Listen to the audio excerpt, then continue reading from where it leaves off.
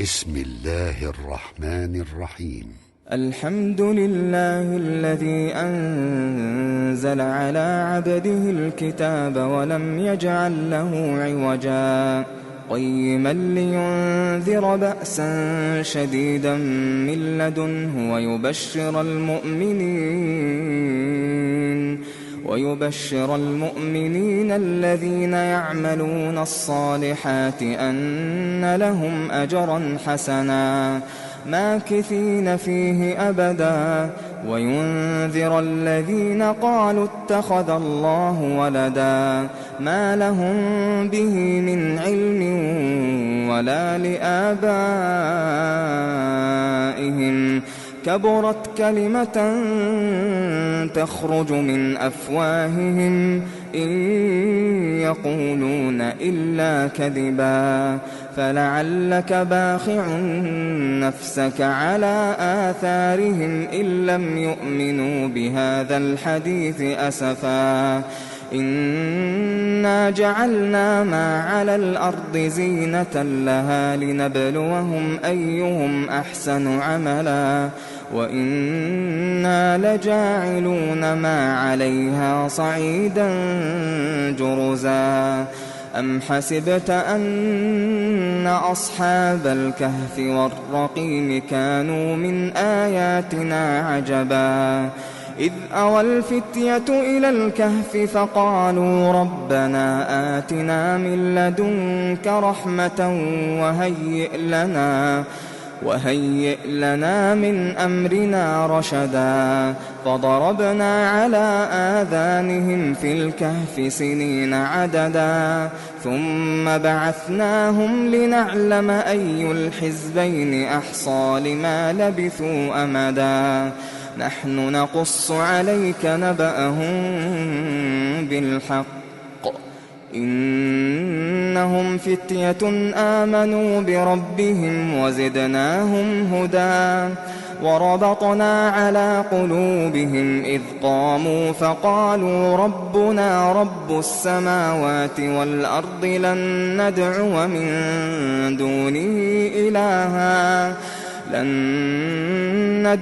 من دونه إلها لقد قلنا إذا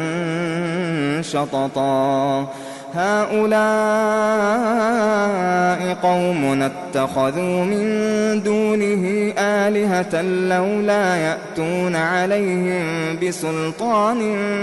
بين فمن أظلم ممن افترى على الله كذبا وإذ اعتزلتموهم وما يعبدون إلا الله فأووا إلى الكهف ينشر لكم ربكم من رحمته ويهيئ لكم من أمركم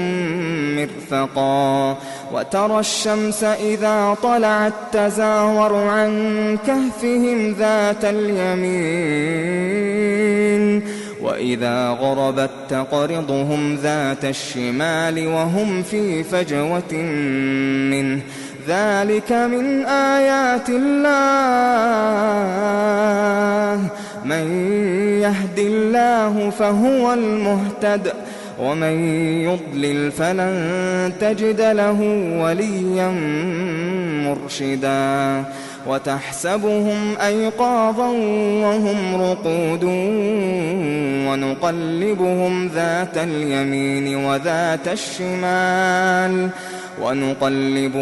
ذات اليمين وذات الشمال وكلبهم باسط ذراعيه بالوصيد لو اطلعت عليهم لوليت منهم فرارا ولملئت منهم رعبا وكذلك بعثناهم ليتساءلوا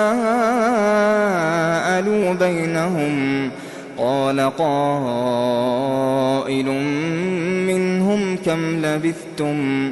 قالوا لبثنا يوما أو بعض يوم قالوا ربكم أعلم بما لبثتم فابعثوا أحدكم بورقكم هذه إلى المدينة فلينظر أيها أزكى طعاما فليأتكم برزق منه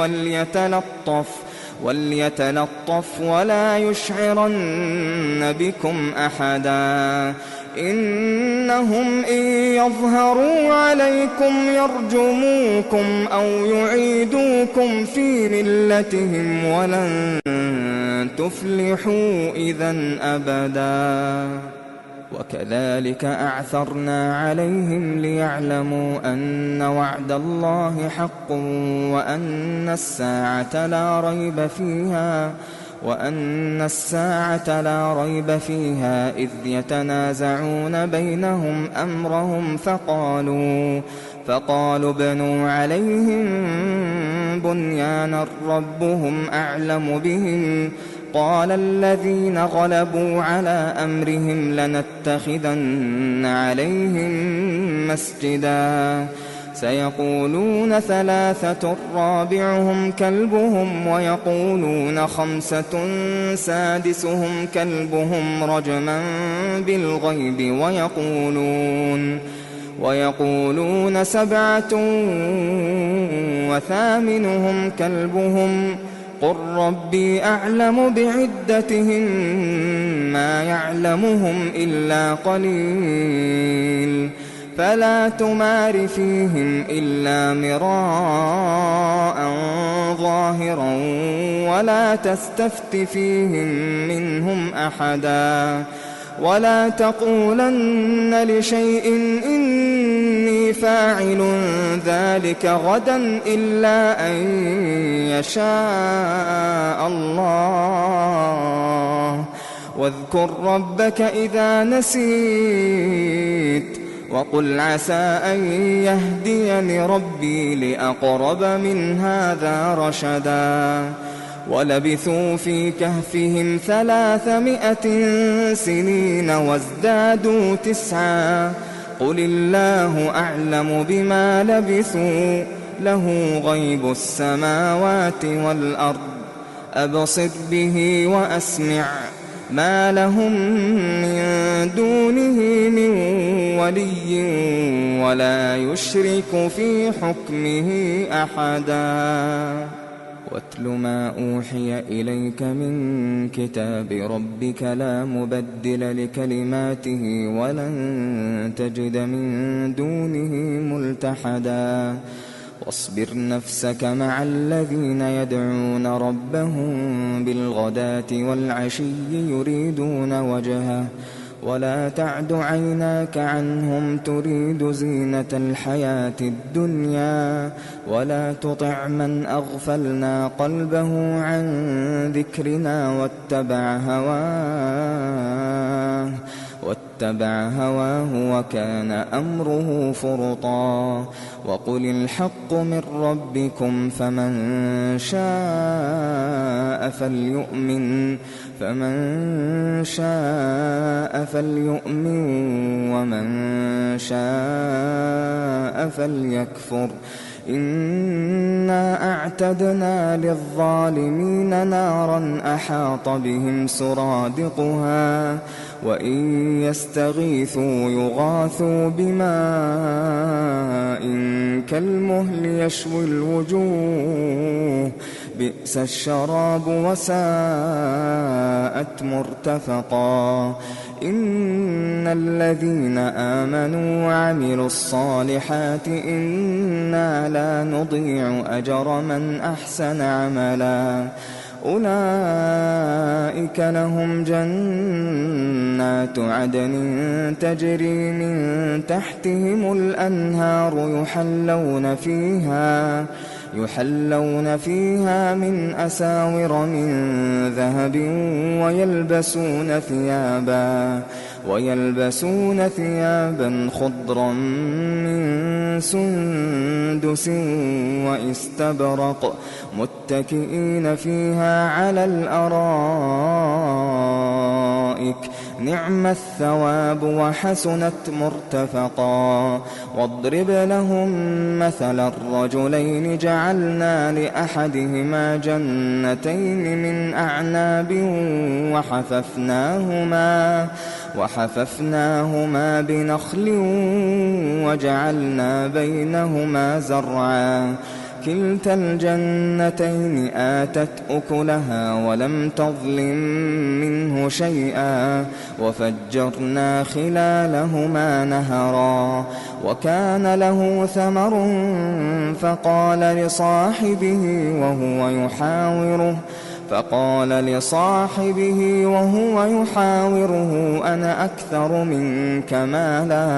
أنا أكثر منك مالا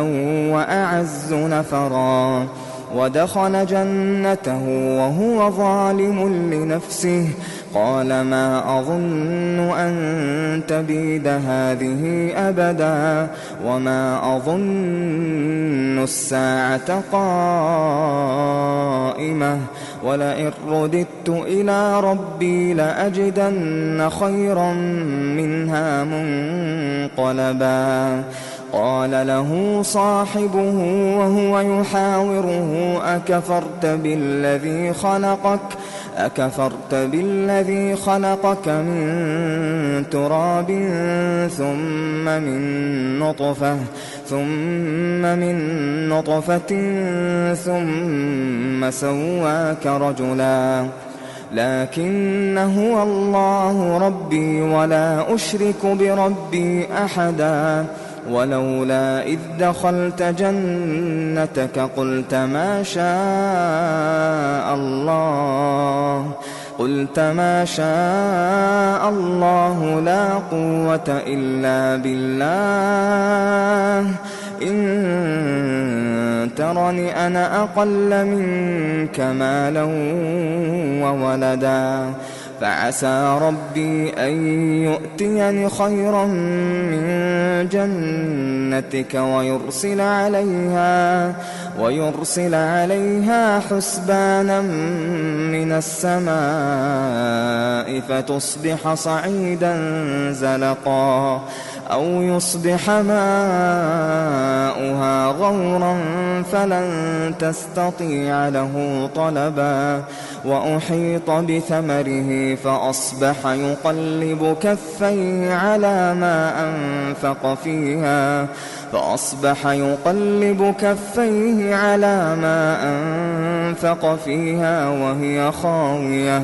وهي خاوية على عروشها ويقول يا ليتني لم أشرك بربي أحدا ولم تكن له فئة ينصرونه من دون الله وما كان منتصرا هنالك الولاية لله الحق هو خير ثوابا وخير عقبا واضرب لهم مثل الحياة الدنيا كماء إن أنزلناه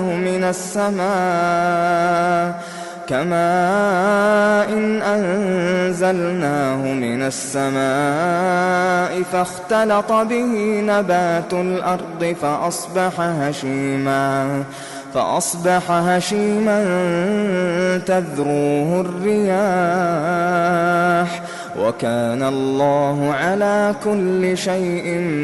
مقتدرا المال والبنون زينة الحياة الدنيا والباقيات الصالحات خير عند ربك ثوابا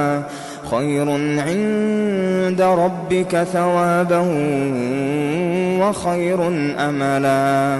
ويوم نسير الجبال وترى الأرض بارزة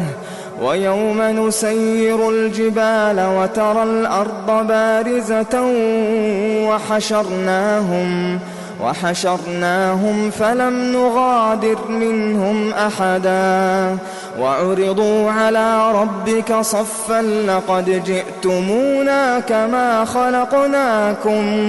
لقد جئتمونا كما خلقناكم أول مرة بل زعمتم أن لن نجعل لكم موعدا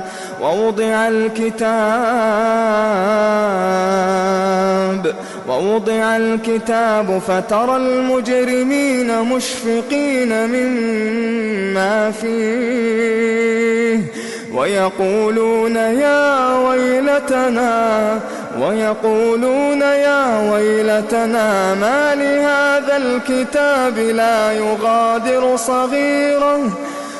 لهذا الكتاب لا يغادر صغيرة ولا كبيرة إلا أحصاها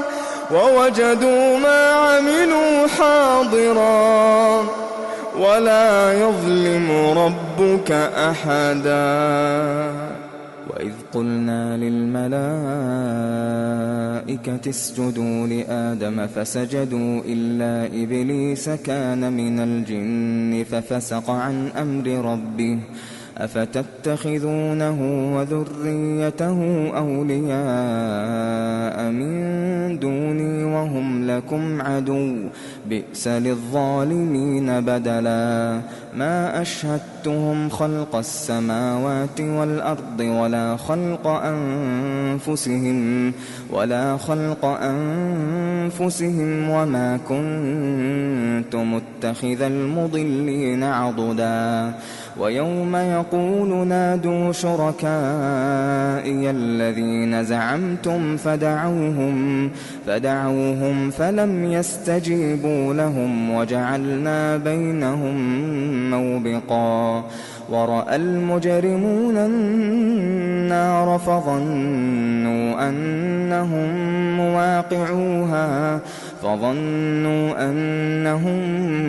مواقعوها ولم يجدوا عنها مصرفا ولقد صرفنا في هذا القرآن للناس من كل مثل وكان الإنسان أكثر شيء جدلا وما منع الناس أن يؤمنوا إذ جاءهم الهدى ويستغفروا ربهم إلا أن تأتيهم سنة الأولين أو يأتيهم العذاب قبلا وما نرسل المرسلين إلا مبشرين ومنذرين ويجادل الذين كفروا بالباطل ليدحضوا به الحق واتخذوا آياتي وما أنذروا هزوا ومن أظلم ممن ذكر بآيات ربه فأعرض عنها ونسي ما قدمت يداه إنا جعلنا على قلوبهم أكنة أن يفقهوه وفي آذانهم وقرا وإن تدعهم إلى الهدى فلن يهتدوا إذن أبدا وربك الغفور ذو الرحمة لو يؤاخذهم بما كسبوا لعجل لهم العذاب بل لهم موعد لن يجدوا من دونه موئلا وتلك القرى أهلكناهم لما ظلموا وجعلنا لمهلكهم موعدا وإذ قال موسى لفتاه لا أبرح حتى أبلغ مجمع البحرين أو أمضي حقبا فلما بلغا مجمع بينهما نسيا حوتهما فاتخذ سبيله في البحر سربا فلما جاوزا قال لفتاه آتنا غداءنا لقد لقينا من سفرنا هذا نصبا قال أرأيت إذ أوينا إلى الصخرة فإني نسيت الحوت وما أنسانيه إلا الشيطان أن أذكره واتخذ سبيله في البحر عجبا قال ذلك ما كنا نبغ فارتدا على آثارهما قصصا فوجدا عبدا من عبادنا آتيناه رحمة من عندنا وعلمناه من لدنا علما قال له موسى هل أتبعك على أن تعلمني مما علمت رشدا قال إنك لن تستطيع معي صبرا وكيف تصبر على ما لم تحط به خبرا قال ستجدني إن شاء الله صابرا ولا أعصي لك أمرا قال فإن اتبعتني فلا تسألني عن شيء حتى أحدث لك منه ذكرا فانطلقا حتى إذا ركبا في السفينة خرقها قال أخرقتها لتغرق أهلها لقد جئت شيئا إمرا قال ألم أقل إنك لن تستطيع معي صبرا قال لا تؤاخذني بما نسيت ولا ترهقني من أمري عسرا فانطلقا حتى إذا لقيا غلاما فقتله قال أقتلت نفسا زكية بغير نفس لقد جئت شيئا نكرا قال ألم أقل لك إنك لن تستطيع معي صبرا قال إن سألتك عن شيء بعدها فلا تصاحبني قد بلغت من لدني عذرا فانطلقا حتى إذا أتيا أهل قرية استطعما أهلها فأبوا أن يضيفوهما فوجدا فيها جدارا يريد أن ينقض فأقامه قال لو شئت لاتخذت عليه أجرا قال هذا فراق بيني وبينك سأنبئك بتأويل ما لم تستطع عليه صبرا أما السفينة فكانت لمساكين يعملون في البحر فأردت أن أعيبها وكان وراءهم ملك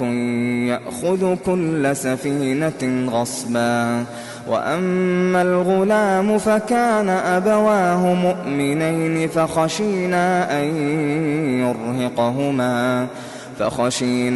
أن يرهقهما طغيانا وكفرا فأردنا أن يبدلهما ربهما خيرا منه زكاة وأقرب رحما وأما الجدار فكان لغلامين يتيمين في المدينة وكان تحته كنز لهما وكان أبوهما صالحا فأراد ربك أن يبلغا أشدهما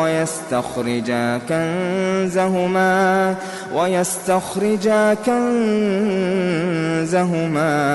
رحمة من ربك وما فعلته عن أمري ذلك تأويل ما لم تسطع عليه صبرا ويسألونك عن ذي القرنين قل سأتلو عليكم منه ذكرا إنا مكنا له في الأرض وآتيناه من كل شيء سببا فأتبع سببا حتى إذا بلغ مغرب الشمس وجدها تغرب في عين حمئة ووجد عندها قوما قلنا يا ذا القرنين إما أن تعذب وإما أن تتخذ فيهم حسنا قال أما من ظلم فسوف نعذبه ثم يرد إلى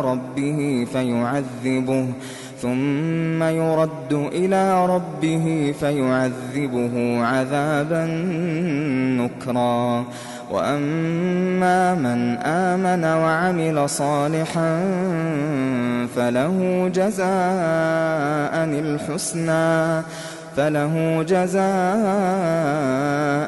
الحسنى وسنقول له من أمرنا يسرا ثم أتبع سببا حتى إذا بلغ مطلع الشمس وجدها تطلع على قوم لم نجعل لهم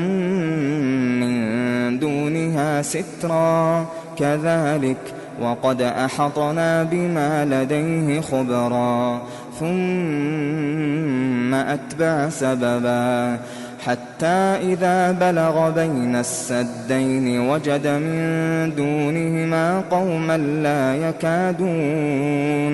وجد من دونهما قوما لا يكادون يفقهون قولا قالوا يا ذا القرنين إن يأجوج ومأجوج مفسدون في الأرض فهل نجعل لك خرجا على أن تجعل بيننا وبينهم سدا قال ما مكني فيه ربي خير فأعينوني بقوة أجعل بينكم وبينهم ردما آتوني زبر الحديد حتى إذا ساوى بين الصدفين قال انفخوا حتى إذا جعله نارا قال آتوني أفرغ عليه قطرا فما استطاعوا أن يظهروه وما استطاعوا له نقبا قال هذا رحمة من ربي فإذا جاء وعد ربي جعله دكا وكان وعد ربي حقا وتركنا بعضهم يومئذ يموج في بعض ونفخ في الصور فجمعناهم جمعا وعرضنا جهنم يومئذ للكافرين عرضا الذين كانت أعينهم في غطاء عن ذكري وكانوا لا يستطيعون سمعا أفحسب الذين كفروا أن يتخذوا عبادي من دوني أولياء إنا أعتدنا جهنم للكافرين نزلا قل هل ننبئكم بالأخسرين أعمالا الذين ضل سعيهم في الحياة الدنيا وهم يحسبون أنهم يحسنون صنعا أولئك الذين كفروا بآيات ربهم ولقائه فحبطت أعمالهم فلا نقيم لهم يوم القيامة وزنا ذلك جزاؤهم جهنم بما كفروا واتخذوا آياتي ورسلي هزوا إن الذين آمنوا وعملوا الصالحات كانت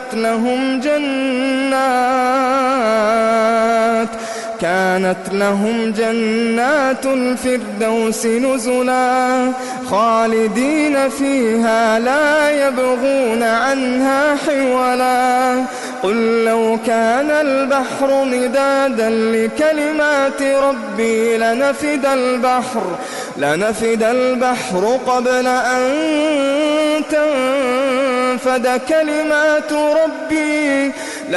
البحر قبل أن تنفد كلمات ربي ولو جئنا بمثله مددا قل إنما أنا بشر مثلكم يوحى إلي أنما إلهكم إله واحد فمن كان يرجو لقاء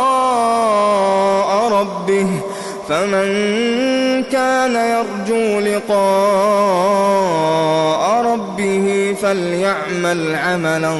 صالحا